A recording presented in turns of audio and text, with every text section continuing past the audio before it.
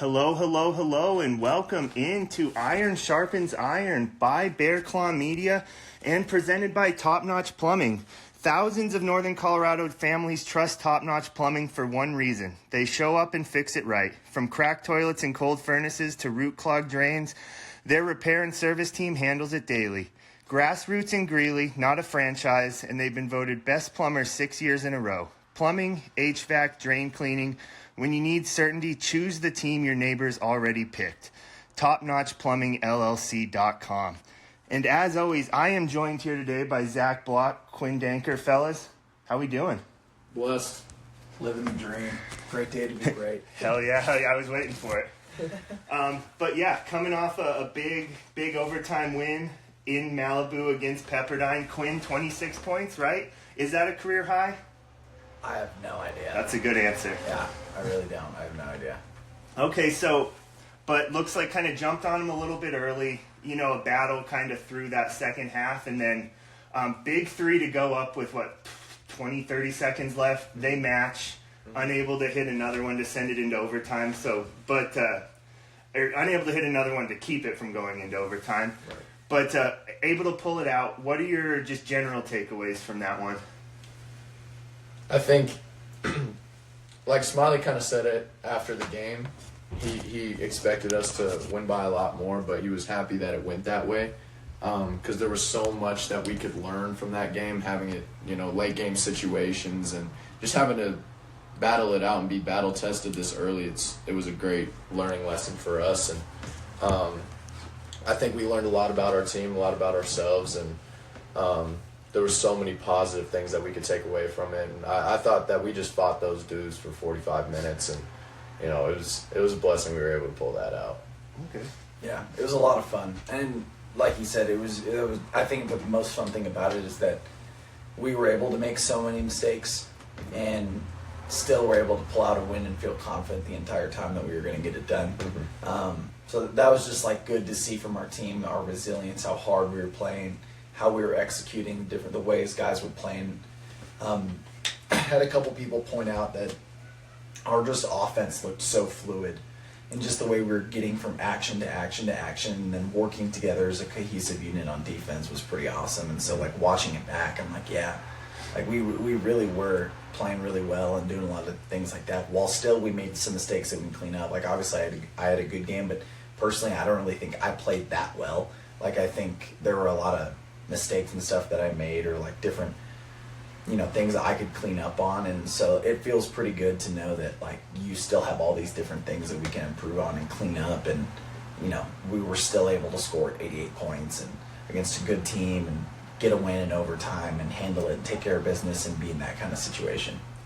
What kind of challenges did they bring? Because just watching it on TV, it looked like they were big at every position. Yeah. And it looked like they had some dudes, some tough shot makers, but it kind of felt like a battle of two different styles. So before I say something stupid, do you guys want to just talk on that? On that? So they ran this flex offense, and they would come down in transition. They'd run the flex. They'd come off ball screens and run a flex cutter straight in the middle of a ball screen. And a lot of it to me just didn't make a lot of sense. They set more screens and do more cutting than any team I've seen in a long time. Now, I didn't really there were times I was like, why are you cutting your guy right into the middle of an open drive? Personally, if I was that player, I'd be pissed off. But, for them, their own, and they've clearly worked on it enough where they kind of understand the spacing of it, and they really rely on a lot of, like you said, tough shot makers, and they did that last night. Or 2 nights ago, they made a lot of tough shots. They made good plays, and so they stayed in the game. And it was definitely a different beast to go against, just because they are so big. They rebound really well. And they're just an unorthodox team to have to guard. Yeah, I think too. It's they put a ton of foul pressure on you. Yeah. With all the screens that you got to fight through, and their rebounding they crash 5 guys, and so I thought that was really encouraging for us, to be able to stay out of foul trouble. I think we had a couple guys in foul trouble, but for the most part, I thought we did that. We handled that pretty well, because we saw in our scrimmages early in the year we were fouling everybody. Brock had, 9 fouls in one game? Yeah. So, like, for us to stay out of foul trouble with a team that puts so much foul pressure on you, I think that was a real blessing, and that's really ultimately what helped us pull out the win. Okay. And was there, I think I know the answer, is there any difference in how you kind of prepare for a Pepperdine West Coast Conference? Maybe they haven't been the most successful, but a step up conference-wise versus playing like 2 D2 opponents to start the year? Honestly, no. Like, our approach, depending on any team, is the exact same. Doesn't matter if you're top 5 in the country, or bottom 5 in the country, or if you're a D3. It does not matter at all. We're going to treat you the exact same. Mm-hmm. Doesn't really matter what the name on your chest is. It's more about what your identity is as a team. So, for example, Pepperdine, they could be D3, they could be a top 5, they could be a bottom 5. Doesn't matter. They run the flex. They're going to go under ball screens. They switch as their backup plan. They run a matchup zone if they're not guarding well. Otherwise, they're kind of going to drop coverage and ball screens. You know, they like Zach said, they crash all 5. That's their identity. That's who they are. That's how we prepare for them. Okay. And then Jacob and I for radio weren't able to make this one. We were originally very bummed, but then started doing what any good person with FOMO would do, and was checking the weather in Malibu as it got a little closer. And not wishing the bad weather upon you, but it sounds like it was quite the trip with all the rain and everything. For sure. I mean, we got there and we're like, dude, what is this? Like, we prepared for it. They were talking about it all week, but we were like, honestly, in my head, I didn't believe them. Like, it's Malibu. It's always nice there. You know what I'm saying? Like, something's gonna come. Like, God's gonna clear the skies. Like, that's what it's meant to be. But no, it was bad, and the rain. I mean, honestly, like, it was like a normal Kansas day. Like, it wasn't terrible. It was just like, but like for Malibu, it was terrible because they don't get rain. They're not used to it. So like, they're not built for that. No, they're not built for that over there. So like, I mean, it was funny too because they were talking about there was going to be flooding and we might have to, we had to rent vans to drive up the mountain. We usually take a bus. But, like, we had to rent vans because sometimes they don't let the buses go up the mountain when it's, like, raining too much. So we rented vans, drove up the mountain for the game, and it was beautiful, too. The drive was beautiful. Like, so cool. Yeah, it was so cool. And then we get in there, and they have us in this, like, this locker room. It was, like, kind of like just like a regular men's locker room type of vibe, and had some chairs in there and a whiteboard, and we come out for halftime and we're getting ushered to this like different room. We're like, what's going on? And they tell us that the locker room's flooded. So there's water about foot high in there. Oh, jeez. Yeah, and we're like, what's good with our stuff? Like, is it all okay? And they like put it up on chairs, but it was funny. Well, did you know that locker room they put us in was the alternate locker room because the original one we were supposed to be in was flooded? Really? Before we even showed up. So you were on locker room 3 We were locked by halftime? By halftime. We were in the film room, I think. Yeah. Does that really change anything, or once you it's a place to get dressed and talk at halftime or before the game, or does it kind of throw you off not having some of the things you're kind of used to? I wouldn't say it throws us off. I think it's more like coaches and stuff because we have that whiteboard in there and they write a million things on the whiteboard that helps us. That's like kind of like what we track during the game. So we were all in there like coming into halftime. We were like, yo, what does Smiley write on the board? What does he write on it? We're like trying to write it on the board just to get him, we don't want him to have to stress about anything. We only want him to coach the game. So we're like trying to remember, okay, what does he write? What does he write? So we were just writing stuff on this random whiteboard in the film room. It was funny. Did he put up the kills and all that? Yeah, he did. He did? How many did we have at halftime? 3. Okay. Heard. I didn't remember if we did that or not. Our goal is 7. We try to get 7 kills. Okay. A kill is 3 stops in a row. Okay. Yeah. So kind of it all starts on the defensive end. Yeah. Defense turns to offense. Yeah. Okay. And Quinn, I vaguely remember talking at Starch Madness last year. Were you down to Pepperdine and UNC for your last 2? I was, yeah. And it ended up being UNC. It ended up being UNC because credits didn't transfer, or well, at least part of it. That was part of it. Part of it was there was like a bunch of credits that weren't going to transfer over, and so my senior year I was going to have to do 60 credits in order to graduate, and so I was just like, no way. Was the other part flex? Was that the other issue? No. That's funny though. No, it was funny because I was talking to Smiley in shoot around when we were at Pepperdine, and obviously that game was beautiful. Like, I was a huge Zoe 101 fan. Oh, growing up. same, sure. And like, one of the greatest shows ever. Doesn't get the love it doesn't get the love it deserves. But filmed at Pepperdine, so I was like, dude, Pepperdine's sweet. It's a great school. So we're here. I'm shooting in the gym. And Smiley comes up to me and goes, "Man, their offense, it was built for you. It's flex offense, man. Just get you in the post. just get you in the post. Get you coming off screens. Like, it's built for you." And I was like, "Dude, you are a joker. You are a joker." It was funny though. It was good. Okay. I imagine the recruiting process to get you to UNC versus Pepperdine probably looks like a little bit different. It sounds like same staff was in there that you were talking to. Were they just like brought you to campus and you're like, come on, versus where maybe UNC's more? Well, actually, so the way it went down is the main coach that was recruiting me, that was at Pepperdine, ended up not even coaching at Pepperdine. So I was talking to him. His name's Peyton Prudhomme, awesome guy. And so he was recruiting me. I was talking to him for a while, and then I called him. He called me right before, like literally hours before I was going to get on the plane to fly to Pep. And so I was about to get on the plane, fly, and he calls me and goes, "Hey, dude, I just got the grade report back. Like, just so you know ahead of time, this is how many credits you'd have to do your senior year." And I was like, "You're joking. Like, you're joking." They tried to put together this package that would basically like accumulate for like a year's worth of academics, all this other stuff. And I was just like, "Man, that's way too much. I need to graduate." And he goes, "Yeah, bro, I completely get it." So I told him on the phone, "Yeah, I'm out." And so never ended up going to Pep. And then literally about 20 minutes later, I called Smiley and committed to be a Bear. Okay. And then Peyton ended up not even coaching at Pepperdine. He ended up going back to GCU. So like it kind of all worked out in its own way, but it was funny. Okay. Well, we're definitely happy that those credits didn't transfer. 100% for sure. Yeah, God's plan. Yeah.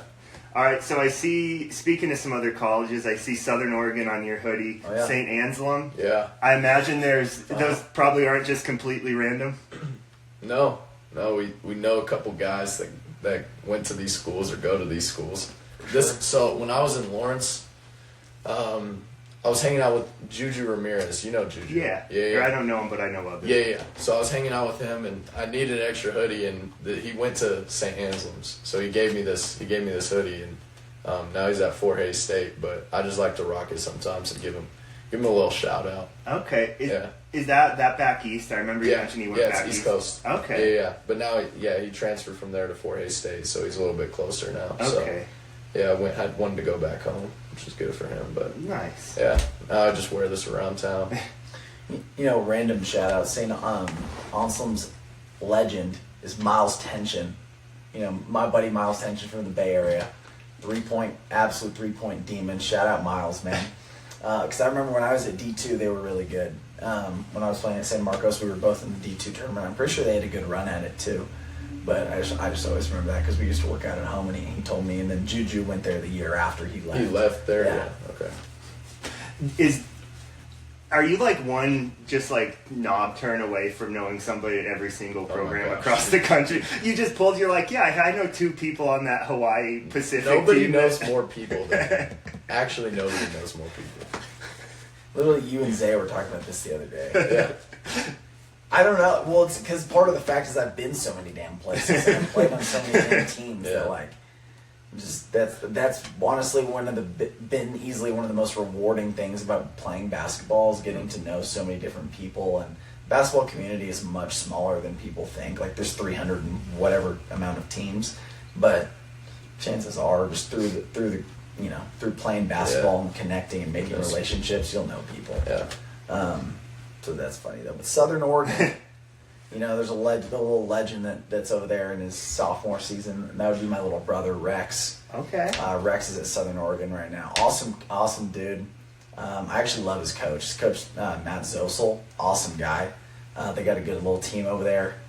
And yeah, man, Go Raiders. That's. I just kind of threw this hoodie on this morning because I saw Zach with that one on. I was like, damn, we're really repping other colleges today. That's kind of great. Yeah. But I mean, I'll rep Little Bro every day of the week. He just turned 21, so he just had his 21st birthday. Fun stuff. Oh, nice. Stay out of trouble. Yeah, absolutely. The family went down there, hung out with him for a little while. It was good. Good times for the kid. Okay. Is that your only brother? Only brother. Okay. Do you have any family? Or Yeah, siblings? yeah. So I just got to see my sister in Cali actually. I had 9 or 10 family members there, so that was a blessing. All my dad's side was there, and Oh yeah, in LA. Yeah. So I got to see her and my nephew and my uncles and cousins. So it was great. It was great to see them, and my sister's doing really well. So Okay, awesome. Well, that's another thing too. When we were at Pepperdine, I guarantee you we had more fans than they did at the game. yeah.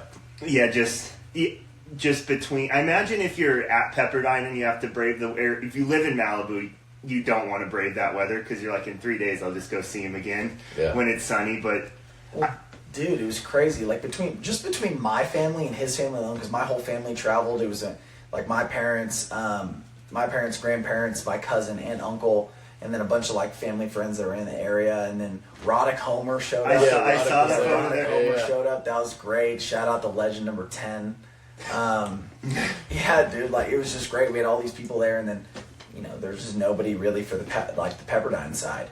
But then all of a sudden, probably around the end of our game, started hearing hundreds of people just pouring into the arena. I'm like, what on earth is going on? There's a formal, a sorority formal that's being held in the gym. So literally on the baseline of where we're shooting, just hundreds of these girls in dresses and these dudes wearing suits that are all just playing Pop-A-Shot, not even paying attention to the game. is that on that one? Because it looked like one was closed off. But there's a room underneath on one there side. was a room underneath on the other side. I'm like, dude, what on earth is going on? Why aren't y'all in the stands right now? Yeah. This is it was insane. It was just insane to watch. That's what you see them just start tapping their foot when they're mad it went into overtime. They just want to start their. I'm like, their bro, formal. go sit and watch, dude. Relax. It got a great game to watch. 100%. It's in overtime. This is awesome. Yeah. Oh, that's so funny. How often does stuff like that happen on the road? That one feels pretty unique, but especially I imagine going to some of these mid-low majors across the western part of the U.S. I imagine in JUCO D2 probably even more of it. Do you run into weird scheduling stuff like that very often when you're on the road? Not. I remember last year, first game of the season, we had a doubleheader. And we're with the women, and so we obviously can't use the gym to warm up. So we go into our auxiliary gym to go warm up. Oh yeah. And so we're warming up in there, and the club volleyball team is trying to kick us out of the aux gym to do club volleyball. And I'm like, you got to be there's no way you're being serious right now. The men, we have a game here in an hour, and you're trying to kick us out to play club. Absolutely not. I swear that stuff happens more than you think. Yeah. I think one of the weirdest things, this isn't really a scheduling thing, but 2 years ago we were playing at Texas A&M Commerce. Okay. It was packed with 3,000 children. I remember that because it was an 11 a.m. game. Yeah, it too, was wasn't it? Yeah, it was a noon game. It was insane. And, the whole time you're just hearing just screaming, and when a song would come on, oh my gosh, if they knew the song, it was I couldn't even hear Coach Smiley. It was just I'm just hearing these little kids dynamite just Baby singing shark. yeah. I think they actually did do that one. I do remember that. But oh my gosh, that was the weirdest game ever. Bro, imagine if the 6-7 thing was going on. Oh my gosh, what? Oh my god, those kids. Have you seen there's been a couple of those clips pop up from around the country where it seems like a elementary day or whatever at the gym, and then they do get to 67 points and the place just erupts. Yeah. There was a girl we know from UTC who plays on South Dakota. And her cousin actually plays baseball here at UNC. And so she was playing, and that's the clip I saw on Twitter, because their women's coaches at South Dakota were the old women's coaches at Idaho. Oh. And so they left to go to South Dakota because they're originally from South Dakota, and so they're there, and so I'm seeing this clip, and all of a sudden, this girl goes up to the free throw line. They've got 66 points. Every single kid in the frickin' arena stands up and is juiced. They're like crossing their fingers. They're like, there's one kid on his knees praying. They're like, please just make this free throw. Girl sinks the free throw. Whole arena erupts. I'm like, dude, that was the worst video I've ever seen in my life. Yeah, I think, and we were talking about this yesterday, I think it's going to last. It's going to withstand time. You think 6, so? 7, yeah. No, go for it. I mean, that's all I really have to, I think it's going to be around for a while. Dude, how can it not? Yeah. Like, I think it's one of the most seamless ones. Because you've got all these other stupid memes that just make no sense. You know, or they're just like random slogans or catchphrases. This is a phrase that will stand in time. Numbers aren't going anywhere. Yeah. That's a great point. 7 follows 6. It's just bound to happen. Yeah. I actually had the opposite thought. You're probably right, but I was the other day. It's finally made it into my lexicon. Yeah. And I've seen it with like people a little bit older than me, and I'm like, I think we might be to the end of this if it's reaching like the if the unks are starting to say. I mean, they could ruin it. I mean, it's already like I already don't like mess with it like that. Yeah. But like for the rest of the population, now the unks on it. Now it's not cool no more. You know what I'm saying? Like, But see, that was originally my thought until 3 months ago when we were working the cattle baron ball, which is this ball that raises money for cancer research, and it's kind of like how would you describe it? it's like they have like an auction there. And it's a live auction. Everybody dresses up, dresses nice. Is that part of the Stampede or separate? No, Okay. it's separate. It's basically run by Cattle Baron. It's this whole thing. They're trying to Okay. raise money. It's a bunch of different business owners from Greeley. The main sponsors are like Banner Health and like some other places, and they're all basically trying to raise money for cancer research. Well, it's a bunch of adults that we know because a bunch of the boosters that fund the basketball program and that are part of Round Ball are different, people we just know around Greeley were showing up and all dressed up in cowboy outfits, the whole thing. And our job was we were checking all these people in. I cannot tell you how many adults, are at least over 35, were coming up to me. Can I have number 67? Can I have number 67? Or is there a number that has 67 in it? Yeah. And I'm like, you've got to be kidding. Forgot about that. Yeah. And that was 3 months ago. I'm like, oh, this dude, this thing's gonna withstand time. Yeah. Okay, that's fair. It doesn't even feel like it's been around 3 months, which is the crazy part. That it already reached the adults 3 months ago, and it's still cooking the way it is. 100%. Dude, also, I don't know if this was like in my dream or in real life. Bro, he has the craziest dreams of all time. Yeah, my dreams are so weird. But I think this was real life. So there was one shot I made in the game where it was like off a rub from you and it like hit the back of the rim and just died and went in. Yeah, that was a real thing. Yeah, and then I get back and I go like this. I swear I heard somebody say 6'7" when I did that. But that's not even what I was doing. I was just like shrugging. Yeah, he was just shrugging. But I think that was real life and wasn't my dream. But I think it was like, I swear I could have heard like Coach Reed say I think that. it was Walker, bro. Was it Walker? I think it was Walker. Did you hear it too? Yeah, I did. Okay, yeah. No, you're not dreaming. I was Okay. going to tell you you're not dreaming. Alright. Because me and you both went like this. I just kind of like shrugged him and pointed at you. And then you were just like, man, I don't know. And then all of a sudden I heard somebody, and I swear it was Walker. Because Reed also said 6'7". Now, because I don't know if you've seen the clip of Egan dunks, runs down the floor, does it. And I'm like, dude, what is that even for? It makes no sense. And so, like, dunks it, does the 6'7" thing, and now every time somebody dunks in the game, Ring had a dunk, or Brock had a nasty dunk, like, Ring had a couple dunks. Every single time Coach Reed goes, 6'7" on the bench. Did he really? Yes, bro. Every time. Gosh dang it. And I'm like, dude, this is gonna beat the biggest one, Father Time. Yeah. Yeah. I love the thought of Houston Reed like jumping up, Dude, it's giving the the funniest 6'7" thing. after dunks. It's hilarious. He's the greatest. Yeah, he is. Actually, that reminded me of something. What did that guy say to you that got him to, you probably don't want to repeat it, but it must have been bad enough because I saw the video of you looking at the ref and like pointing at him like what? That's actually funny because, yeah, he gets a layup on me. He's just like, little boy. And I like, as he said that, the ref was right there and I look at him and I'm like, yo, did you hear that? Like, we just watched like these videos with Smiley on like sportsmanship and how they're gonna tee people up more. Like if you like do anything now, There's a bunch of rule changes. yeah, a bunch of rule changes. So like I was like, are we letting this slide? and the ref's like, I could see him like starting to like churn up to give me a tee. and then the dude that did, he was like, oh my goodness, like he was frustrated. And then we're walking down, he was like, bro, you snitched on me. I was like, man, I had to, bro. I'm sorry. Oh, that's so funny. Yeah, because I don't really care when people like do that. It just is what it is. But I'm like, I'm gonna get 2 points out of this. For sure. We're gonna send Denker to the line for this one. Bro, because they're literally calling it so tight. I've been talking to the refs so much about just like all the different rules because there's a bunch of new rule changes. Like, now you can't huddle.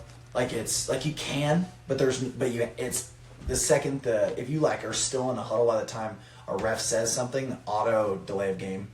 Like I've been talking to him. There's no seconds on it or anything. Like delay of game. There's that. You can't even look and not say anything to an opposing team's bench, auto T. If you say anything to a person, like to the opponent, auto T. What else? Oh, continuation. There was even a play in the game where like the ref didn't call continuation, and then the other 2 refs had to be like, nah, that was continuation by rule, and then they ended up changing it. I mean, I think it was you maybe. It was Vince. It was Vince. Yep. And then Vince got free throws out of it. Yeah, there's a bunch of new rule changes. Oh, the challenge, like in the game, we had a challenge that was successful. And that was its whole weird thing, too, because the other team called a timeout. We still had 2 timeouts left. So if we lie, and we were like, there's only like a minute 30 left in the game, or a minute left in the game, 44 seconds, something like that. So we're like, yeah, let's throw the challenge out there. We got 2 timeouts left. Because if we, worst case, we lose the challenge, we lose one of those 2 timeouts. Doesn't matter. Mm-hmm. So we ended up, getting to keep both of our timeouts anyway. So it ended up working well for us. Yeah. But yeah, Higgins, man. Yeah, Higgins. It's the name of the videos that we watch. They're by this guy named Higgins. And so, like, always in meetings, Smiley would be like, oh, it's Higgins time. Higgins. So are they, do they want to call more continuations? Was that the continuation rule they, like, to make it more similar to, like, how the NBA is officiated? Yeah, it's like, instead of, the NBA gets, like, 2 steps or something, and we get one extra step after the foul to put a shot up. Okay. You got to be off 1 foot, though. Like, if it's 2 feet, then they'll just say you didn't get the extra step off. Interesting. At the risk of going too deep into this, what do you guys think of that? Because it does feel like the NBA feels a little bit egregious with some of the continuations, but then you do look at letter of the law and they probably get it right. Yeah. But then also watching enough NBA, I switched to college and I'm like, how is that on the ground versus on the shot? So do you think it's moving in the right direction with the continuations probably? I like the rule. I like it a lot. I like the rule a lot. And I like the 1-step rule instead of 2 because I agree with you. NBA is egregious because there are sometimes a dude will just get hammered and then do a whole like slow step. Yeah. Like something after and throw it up and just somehow that's it. Yeah.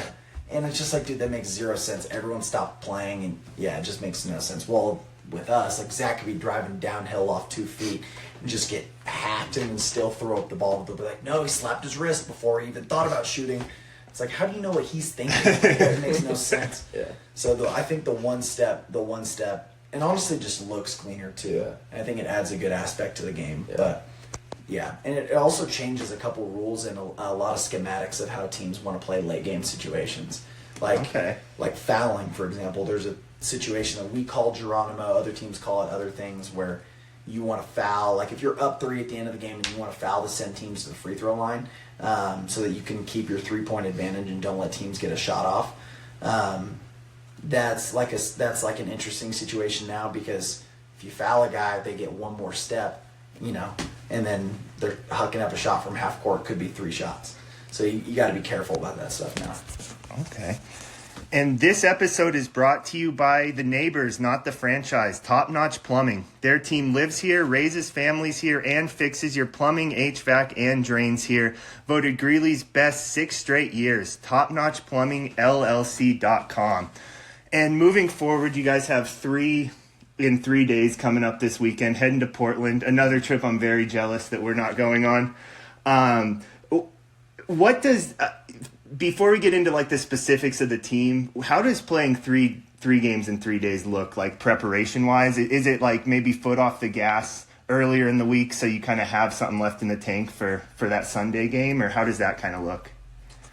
Well, we'll prepare for who do we play first? We play St. Thomas first, then Portland, then so Fullerton. we'll prepare for them kind of the same 2 days before the game.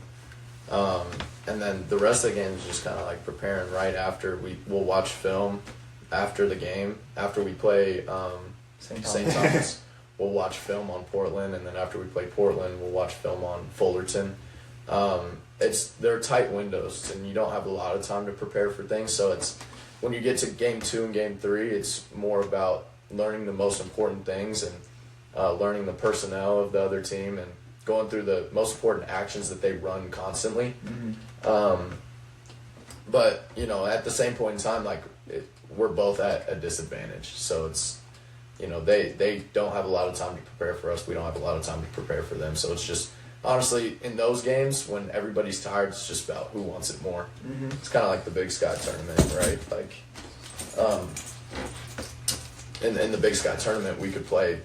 Some teams have to play 4 games in 5 days or something like that. So it's it just prepares us for the end of the year. Okay. Yeah.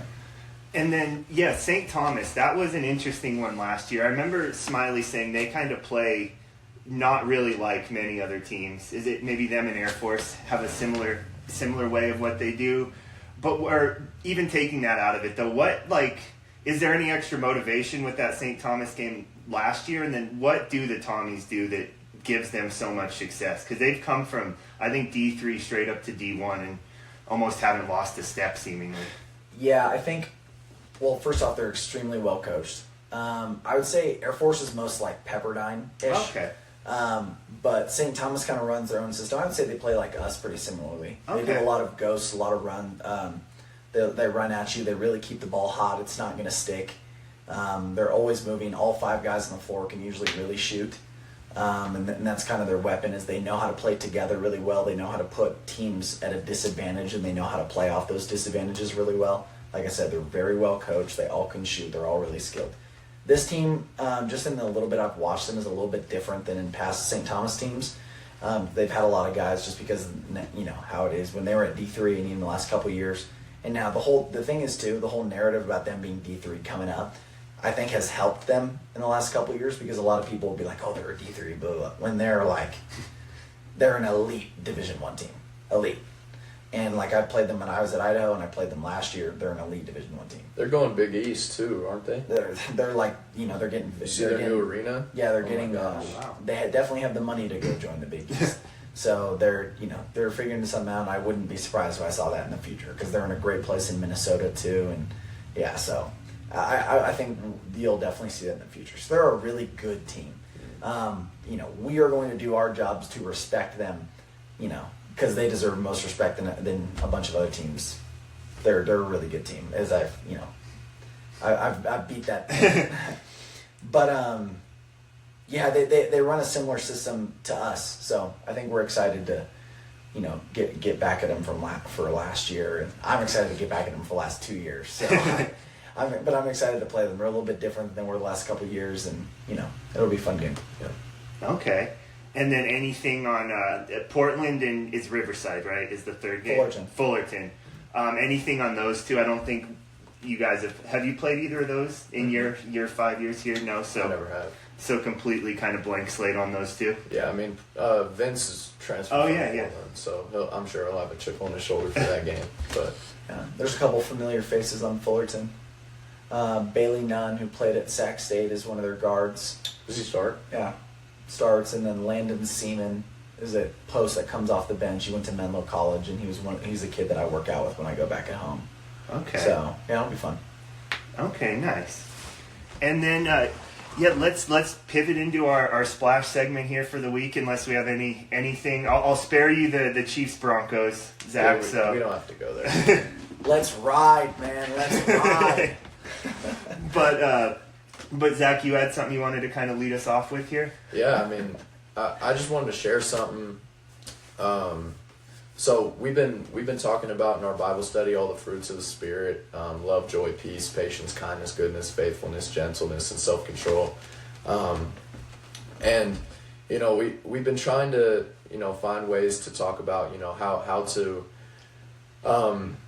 let these things show more in our lives, right? And I just want to share something about, how we can share more love with other people. We talked about it in Mosaic at our church. So Jeremiah, he's the young adult pastor. We have a Bible study with him every single week, and he talked about this method called contemplation. And that's just where you're sitting with God. You take 1 minute with God. You just sit there with him, and you imagine him being there, happy to be there with you, just like he's your best friend, right? And he's just, we read about it in the book, Practicing the Presence of God. And it just talks about looking at God, looking at you in love, because we don't have the capacity to love people more than we've been loved. So if we don't know what the greatest love feels like, then it's going to be very hard to give that to other people. So I think it's just something that's changed my walk with God and so many others, is just being able to spend 1 minute, and that can grow to however long you want to spend with him, right? You could just close your eyes, just be with God, feel his love, and know that he's happy to be with you. And I think imagining that and feeling that allows you to love other people better and allows you to bear those fruits. So I just wanted to share that with people, and if they wanted to take that and apply it to their practice, I've found it to be extremely helpful and helped me to feel closer to the Lord. Yeah, I think too, just like he's saying, practicing contemplation is so important, because in order to have the fruits of the Spirit, you have to be in the Spirit. The Spirit has to be within you, flowing and actively working, watering the seed that's been planted in you in order for that fruit to actually show. Love, joy, peace, patience, kindness. All of these things go hand in hand together, all very individual, but all play a part in each other's success and fruit and growth. I wasn't going to share this, but it's a powerful testimony from one of our teammates, from Chance. Because I think that's a super important testimony to share, just because it's really incredible. Because Zach made an awesome point. It's hard for us to be able to show love that we haven't been given before. And Chance is the epitome of somebody who's able to show so much love to other people, even when he's not reciprocating it back. It's really easy to, you hear the love, joy, peace, patience, kindness, goodness, faithfulness, gentleness, self-control, and think, okay, I have those things. I'm not a believer, but I have those things, so does that mean I'm fruit of the Spirit? Well, you may have those things when life's going really well, right? You just got a good grade on your test, funds are coming in through, you're successful in sport, whatever it is, you're having a good day. It's really easy to have those things. But what about when adversity strikes? When everything's going bad, when someone treats you poorly, are you still able to have those fruits of the Spirit? Because that's the difference between being someone of the world and someone who's a follower. And so Chance told this testimony to our Bible study, and it was just one of the most incredible stories that I've ever heard. So him and Zach went out on Halloween and were doing evangelism. They were passing out Bible verses to people and just trying to connect with God. And so some dude came up to Chance and started saying slurs to him, using the N-word. Some white guy, and basically was just saying slurs to him, trying to get a rise out of him. Seeing Chance, who's doing God's work, he's trying to spread the love of the gospel to people, and this guy's actively trying to rage bait him. And Chance turns to the guy and tells him that he loves him, and goes, "Hey, bro, I love you. I forgive you, and I love you." And the dude completely stops in his tracks. He was like, "How in the world could you tell me you love me after I just called you the N-word 4 times? Hard R, everything. How in the world could you possibly tell me you love me?" And Chance is like, "God loves me, God loves you, I love you." That's the fruit of the Spirit. When someone who's staring you dead in your face and is saying nothing but hate to you treats you as worse as anyone could possibly be treated, yet he goes at you, tells you he loves you, and gives you a hug after. That's fruit of the Spirit. And so that's just a powerful testimony too, that when he told me that connected with me in such a deep way, because it makes some of the other things that I get frustrated with seem like nothing. Mm. But like that's a powerful testimony too that really demonstrates what Zach was just trying to illustrate. 100%. And something I'll share from what I've noticed with contemplation is I used to do this like a form of it a couple years ago before I had learned about it. In my games, I would always imagine like God putting his arm around me, and like every time I would mess up or do something wrong, I would just think about God holding my shoulder, being there with me. Mm. And that brought a sense of peace that was like insane to me. There was a play, we were playing Montana State. There was a play where I shot a 3, got my own rebound, and like I tried to throw it out with one hand, and I like fell, and it was like just an embarrassing play. Super embarrassing play. And so I come out of the game, and Coach Smiley is like, all the coaches are just on my head, like, what are you doing? Like, and I sit down, and I'm feeling all these feelings. I'm like, I'm frustrated, I'm angry. And then all of a sudden, I felt his arm go around me. And I felt a peace that was just like, surpasses all understanding. And I checked back. Brock was sitting right next to me, and he tapped me on the leg too. He's like, it's all right, bro. Like, keep your head up. And I felt the love of God and the love of my teammate. And when I checked back in, it was the end of the game. It was crunch time. I hit a couple back-to-back threes, got a steal, made a play, and was able to, still glorify him with the way that I was playing, even though I had felt frustrated before because I felt his love. Mm-hmm. So it's special, man, and it's a feeling you can't really describe. Like, you can't describe the love of God. No. When you truly feel it. No, like you said, it transcends all understanding. Mm-hmm. Like you think you know, and you just have no idea until you actually feel it. Is that almost probably in the simplest form, like of the example you're using? It's got to be like a weight off your shoulders. Oh my gosh! Like just everything's okay. Like it's no matter how bad things are going, like that love kind of can carry me and. I know that there's something greater than like this turnover, throwing this ball away. Is that like a way to quantify it maybe? 100%. People think that when you accept God in your life that you're gaining something, but that thing is already inside of you. It's actually him just taking things away. So like it's, to think when, I accept God in my life that I'm just going to gain this holy power. Well, that holy power has already been inside of you. You're just awakening it. Now you're actually letting things go. Like that's what God wants, is he wants you to submit to him and just give him control over the things that you've been trying to control for so long. And it just takes all the weight, all anxiety, all stress, everything that you've just been harboring inside, like traumas, emotions, everything that's been like welling up inside of you and just makes you feel like a stress ball. When you can just let it go and be free, that's what God is. Yeah. Just knowing that you don't have to be perfect. Because like I think all of us have struggled with that. All of us want to be perfect, but we're not impossible. God. It's impossible. Jesus was the only one that was perfect, right? Yeah. And so I think that knowing that in itself, like God loves me even though I'm not perfect. He loves the worst version of me. Yeah. Right? He loved me when I was a terrible person, right? He loved me during that time. And so that takes, like you're saying, takes the weight completely off of me. And like, in turn, it allows him to live through me because I've surrendered that, right?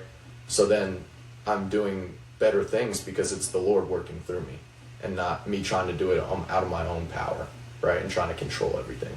So. Okay.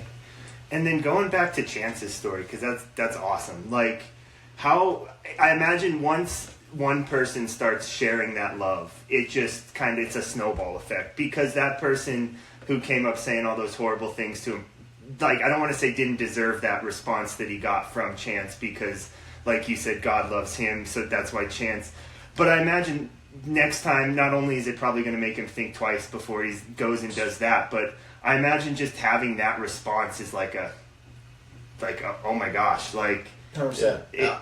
I could see the look on his face too after like Chance was calm and told him he loved him. Like I could see the look on his face was like, oh, like why did I say that? Like why was I doing that? Like this dude's a good dude. Like there was no point in me doing that. So I think that response 100% had an impact on him in some sort of way. And I pray for the guy. I pray that he, has a change of heart, and is able to love people that aren't the same as him, and love everybody, knowing what Chance loved him when he was being, when he was mean to him. You know what I'm saying? I also think too, like Chance embodied what it means to be a follower of Jesus right there, because the world would want you to respond in anger. Like I think, we're taught from a young age that when someone's mean to you, you be mean back. Or when someone's mean to you, you don't take disrespect, or I need to be respected, or I need to have this pride. Yeah. And like, you can't talk to me like that. Like that's how we're, developed from a young age, just from the world. But Chance embodied what it meant to be a follower of Christ, and that's, I'm going to put my ego to the side, I'm going to put my pride to the side. I love this person because God loves them, they love me. Like Chance thought back to in his time, he's like, man, I didn't used to be I'm not a perfect person at all. I've grown a lot from where I was before. I used to be somebody too, like me and Zach have talked about several times. We were both in places at one point in time we were not proud at all of the type of people that we were, and God brought us out of that. And so now when people look at us, they see this light and they're like, why does Chance act this way in those like sort of situations? It's because of God. Yeah. I think too, it's super important to stress that, like, before so the reason he was able to respond like that, right, is because he was allowing the Holy Spirit to live through him that whole entire night. So before we got there, like, we prayed, we're like, we're not out here for ourselves. We're out here to allow God to work through us, right?